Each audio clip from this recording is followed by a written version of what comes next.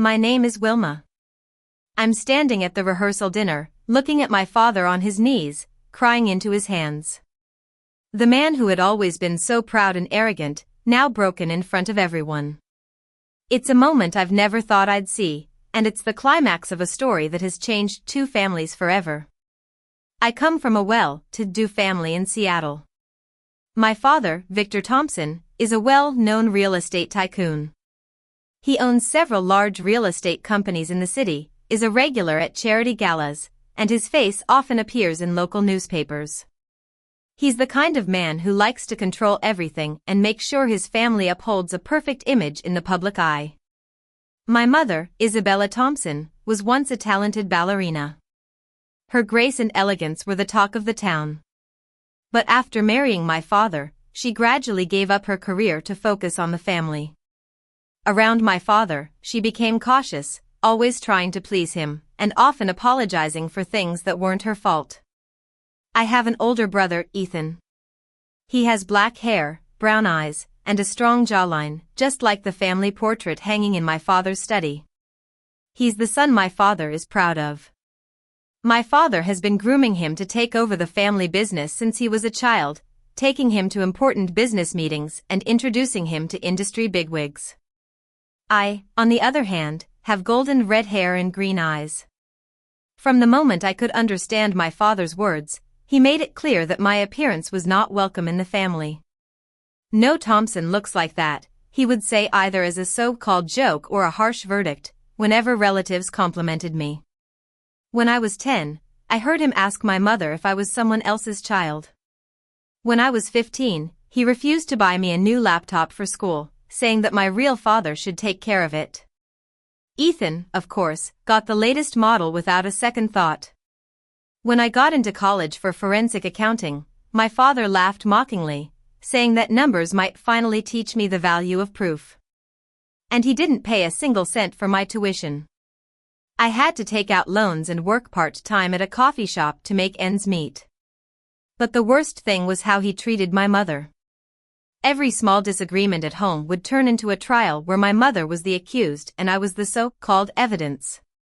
If dinner was a bit late, he would bring up my hair. If my mother questioned a large expense on the credit card, he would imply that she had been unfaithful 28 years ago. 3 weeks before my wedding, the situation reached a boiling point. We were having dinner at home. My wedding dress was already hanging in the closet, the invitations had been sent out, and my fiancé's family had booked their flights. But my father didn't care about any of these. He slid a folded DNA consent form towards me across the dinner table and said, "I'd rather leave an empty space beside you at the wedding than walk an affair child down the aisle. Bring me proof, or don't expect me to stand by you in the church." The room fell silent so quickly that I could hear my mother's rapid breathing. For a moment, everyone was waiting for me to break down. But I looked at the man who had made my life a living hell and said, "Fine. I'll take your test." That night, I went home to my fiancé, Leo. He's an environmental engineer who firmly believes that problems can be solved if people are honest with each other. When I walked in, he was at the kitchen table, looking at some project plans. He took one look at my face and closed his laptop. I told him everything that had happened, and he listened intently. At the end, he said, "Wilma, you don't owe him proof to deserve love." I replied, "I know, but I'm doing this for my mother's freedom." The next day, while my father was at work, I went to my mother.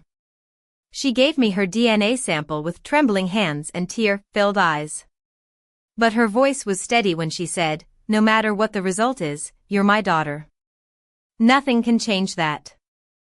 Before the DNA results came back, my father decided to celebrate his 60th birthday at a high-end rooftop restaurant in downtown Seattle. The restaurant had a panoramic view of the city, and the wine list was longer than the menu.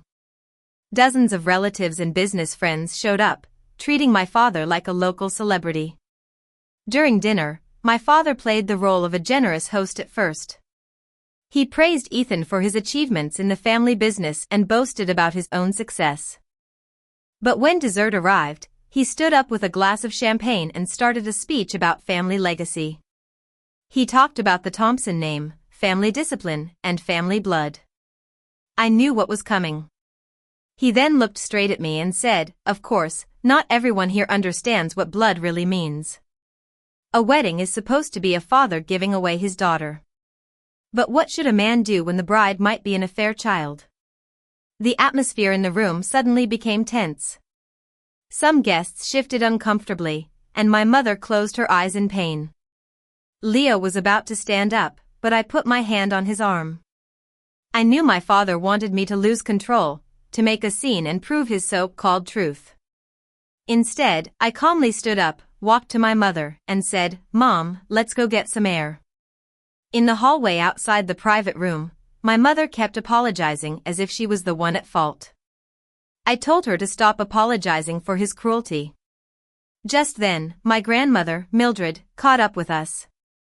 She's an 80-year-old woman with a sharp mind.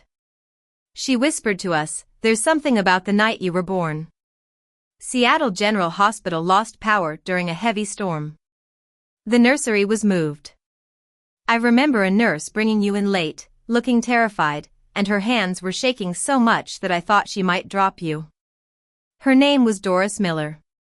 My mother's face turned pale. She said, "The birth certificate says 11:45, but I remember the clock. I remember because I was in so much pain, and your father was just watching the clock.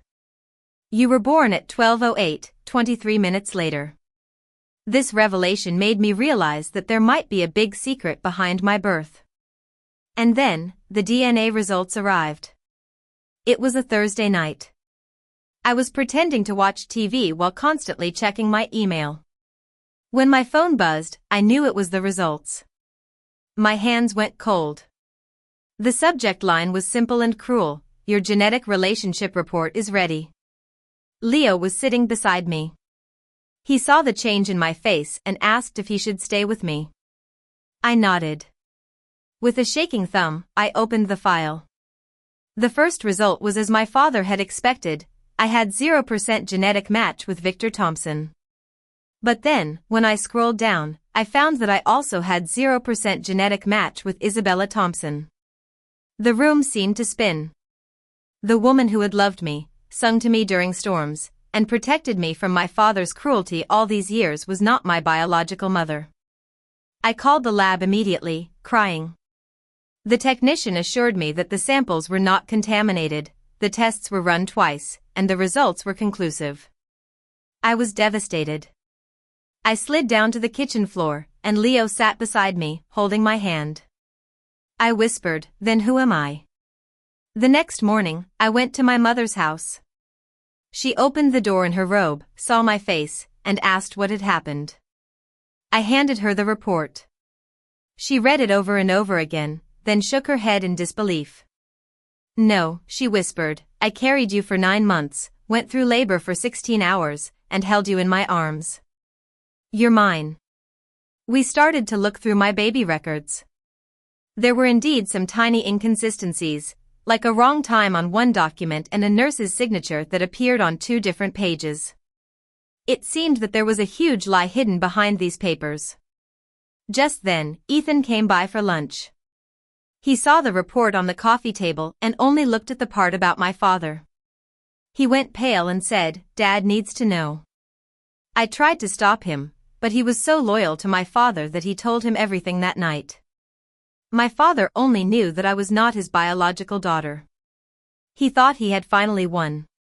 He sent an email to almost all our relatives, more than 60 people, with the subject line "The Truth About Wilma." He wrote that he had carried the burden of betrayal for 28 years and that my mother had finally been exposed. My mother was heartbroken but also determined. She said, "Find the nurse." Finding Doris Miller was not easy. The first number I called was disconnected.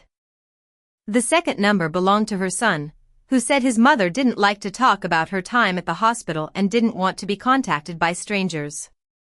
The third number finally got through. When I told her who I was and the hospital where I was born, she said, "I can't help you," and hung up. There was fear in her voice. I didn't give up. I called again and again, leaving messages. I told her about my mother's suffering and my father's public accusation. Finally, after my third message where I sounded like a professional forensic accountant, she texted me an address of a small cafe in Tacoma and told me to come alone. I didn't go alone. Leah waited in the parking lot. When I entered the cafe, Doris was sitting in the back booth, holding a cup of tea with both hands. She was in her 70s, thin and pale, and trembling. When she saw me, she started crying and said, "You have her eyes, Lily's eyes." I asked who Lily was. She then opened a worn-out folder and showed me some photocopied shift notes, an incident memo, and a handwritten timeline. It turned out that 2 baby girls were born 23 minutes apart that stormy night. One was to Isabella Thompson, and the other was to Lily Parker. Due to the power outage and the chaos in the nursery, a trainee nurse put the identification bands on the wrong infants. The mistake was discovered before dawn, but the hospital administrator decided not to correct it, fearing lawsuits and bad publicity. They made the nurses sign agreements and threatened their jobs and pensions. Doris said she was young and scared at that time and thought keeping silent was the best option. But she knew it was wrong.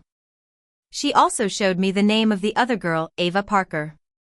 She was the biological daughter of my parents. I then found Ava. She was a graphic designer in Portland.